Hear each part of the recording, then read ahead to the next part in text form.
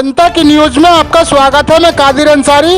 बिजनौर में जमकर बरसे बदरा, किसानों ने ली राहत की सांस। जनता के चेहरों पर आई खुशी, भीषण गर्मी से ली राहत की सांस। जहां भीषण गर्मी पड़ने से इंसान, पशु पक्षी, जीव जंतु सभी परेशान थे, आज बिजनौर में जोरदार बारिश पड़ने से सभी ने राहत की सांस ली है और किसानों के चेहरों पर रौनक नजर आई। वहीं आम जनता ने भी भीषण गर्मी से राहत की सांस ली है।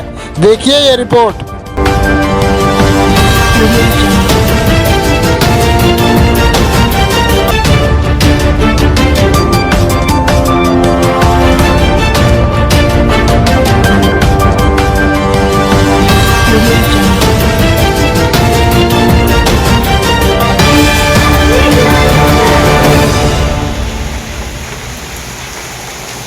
Go.